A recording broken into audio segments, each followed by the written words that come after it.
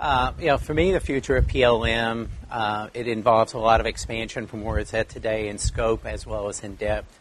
It's going to bring the people component in. There will be a PLM of people. Today, I think where a lot of PLM is constrained is it's usually being done around a product, and it's picked up a lot of the product semantics. However, it hasn't been very visible in product analytics. It hasn't been very focused in terms of some of the things, the business use cases that they have for it. It's been very much an operational data store. So I think there's a lot of expansion it has to do, especially in the automotive industry, which is where I come from. It's going to be really tied to a person sitting in a vehicle as compared to parts in a vehicle or features or whatever, or the manufacturability of it in that particular thing. But it's really going to be many different types of data, and it's going to be semi-structured, structured, as well as unstructured data when we get ready to mix all the data types around the person inside of it.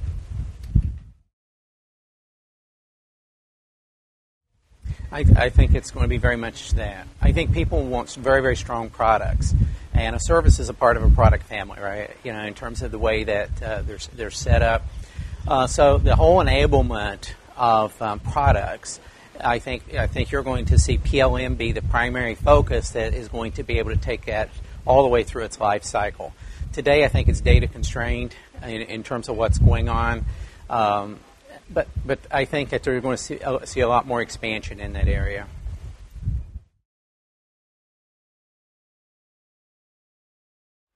Personally, I think you need to be able to look at the problems you're trying to solve. And PLM may or may not be the right tool for it in terms of where it's going. I think that once you understand the problems you're trying to solve and the outcome of what you're trying to achieve, then I think if it's product-oriented, I think it's a requirement to be able to look at some sort of product management tool. What I think it needs to be done is to be able to understand the complete and the totality of the process that's going to be looked at, and the complete and totality of the outcome it's going to be able to go through and look at too. If data is just to be queryable, that's one thing. But if you're going to use it for a deep search kind of capability, look for patterns and trends, there's probably going to be more than one tool set that's available in there to be able to go through and do it. So I think understanding exactly what you're trying to solve, the problem you're trying to solve, and the outcomes is the right way to do it. That comes first. That should decide the selection process for the platforms that you're going to be able to use.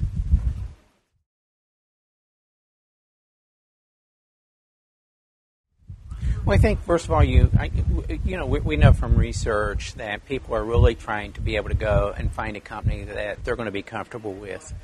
And that comfortable is a lot of things. There's a technology component of being comfortable. If it's something that's against your technology direction, that'll create uncomfort in the organization.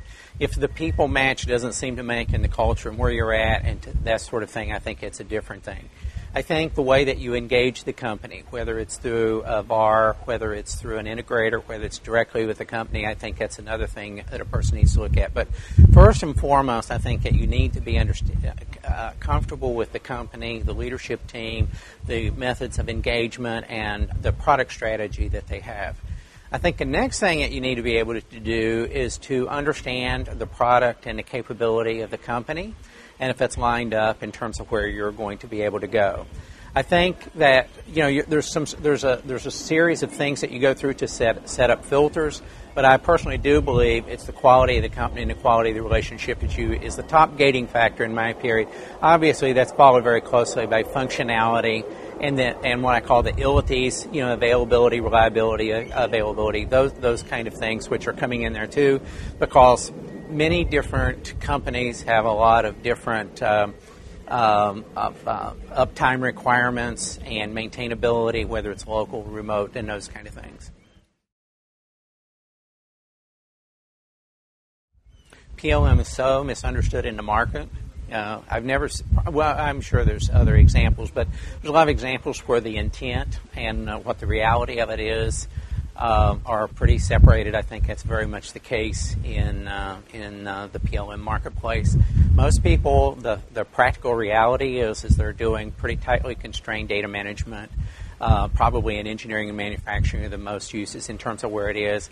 But the promise of PLM is much, much broader than that. It should be, if implemented properly, it's capturing all the innovation, it's capturing all the ideas, it's capturing the planning function.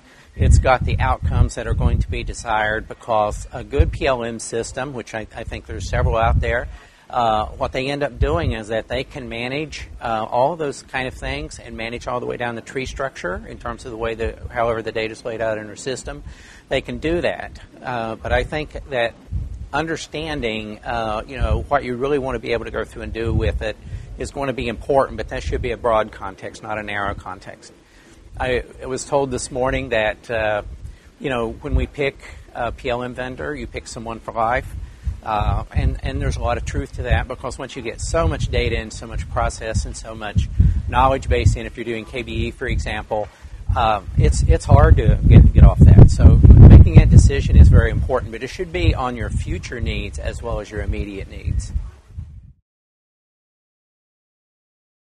I've seen quite a few of those. Almost all the biggest failures I've seen and the biggest struggles is where top leadership does not know what the desired outcome is going to be. They don't have a very clear story on that, and so they're hesitant to go in and put their career or their weight behind it or whatever, especially if they have questions about it themselves. So there's this whole thing of education track that that they've got to be able to understand, but it needs to be very clear, crystal terms in terms of what you're going to be able to achieve. If it looks like you're in a science experiment, in terms of a new whiz-bang technology or something like that, that's probably not the best place to go. But if it's fundamental to the core in terms of what you're trying to build, getting your organization to build things that are going to create value, and they get behind it and they see a really strong place for it, then that's a key component. Second, I think that PLM systems are oversold a lot, and by oversold, I'm not necessarily talking about so much as the tool, but I'm talking about the whole ecosystem. People, they don't understand the user interface and how hard it is going to be for the users to accept the tool. It's going to be the training it's necessary to be able to bring it around. It's the hardness of being able to go and change the culture around the way they've been doing it, because PLM, by definition, is very tight integration in today's usages.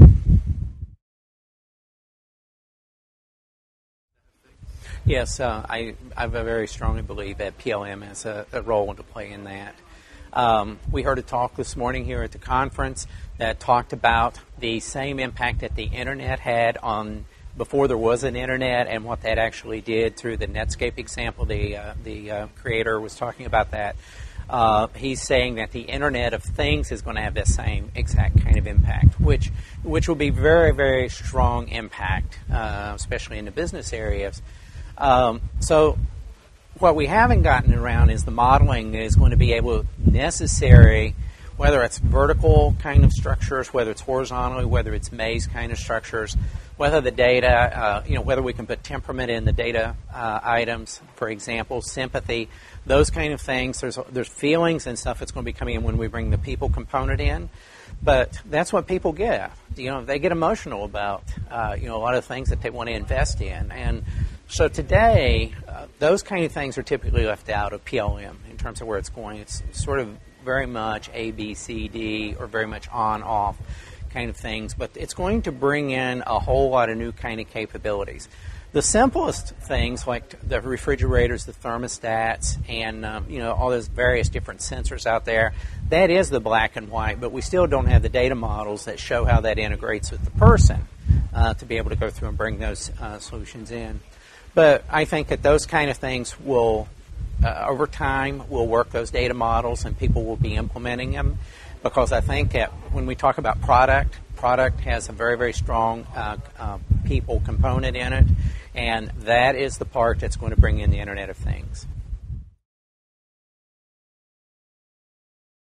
Well, I think we have several things. One, clearly, we have a leading-edge business model that has been shown. If you look to the IT industries that have the same business model, what we have, for example, Red Hat has a similar business model. There are others out there that have a path of which we're very, very much following.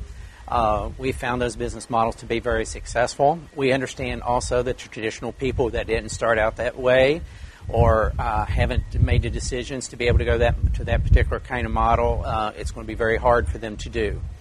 So that's one thing I think it's quite a bit different. Two, I think we have very, very broad scalability in terms of what we do. We've got people who use us for very small implementations, and we've got people that our latest scalable client in terms of scalability is in the plus 10,000 users. But our tool is highly scalable. But when I actually talk about this with customers, I really go to the Lego sets, because people really relate to Lego sets and these Lego building blocks. And so what we end up doing is talking about, how all these things fit together. And if we do our business right, we'll know exactly what attaches to what and what the relationship between those particular items are, whether it's a parent and child or whether it's between two governing kind of item types in our particular case. So those flexibilities, that scalability, a leading edge business model, I think are things that really set us apart. Yes, very much there's a value. If you think of PLM as a part, you run into problems, right, in terms of that. But if you think about it in terms of change management, recipe management, this whole thing of sensors and options of how it's going to be able to feed back on quality in terms of what you're making. If you're talking about this whole thing of the supply chain integration, because process industries in manufacturing have the same identical supply chain kind of things, they've got to get their own parts in there. They've got constant innovation that's going on. They've got all these things around quality. There's a lot of different elements that are identically the same in terms of what you're going to be able to go through and do. So, yes, there is a very valid part for them to be able to engage. It's just the product specification itself, I think, in terms of where it's at, that part that people may have problems understanding.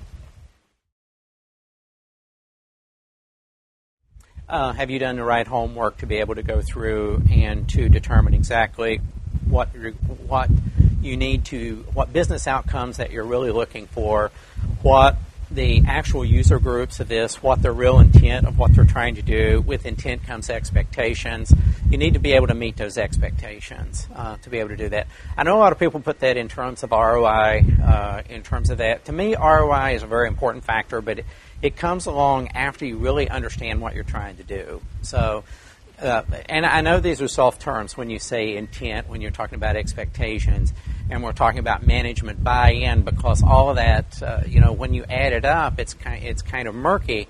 But I do know that that's the heart and soul of what you've got to solve, in terms of that. So obviously, those kind of things, they break down into much finer detail whenever you start to be able to look at, when you get into things like product structures and you're looking at quality gates and you're looking at a lot of that kind of stuff, which is what PLM really moves into and does with great ease.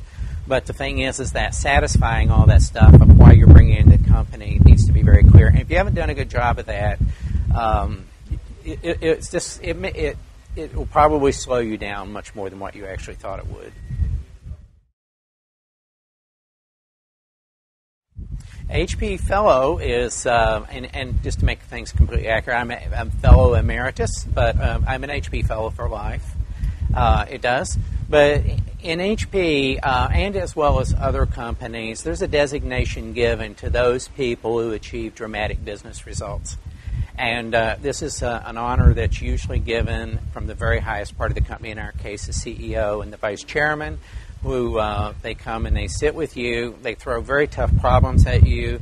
You get a lot of random requests to be able to do stuff. But in my own particular case, I was always looking at business improvement, and if it wasn't in the 75 or 80% business improvement, no matter what the measure, I wasn't interested.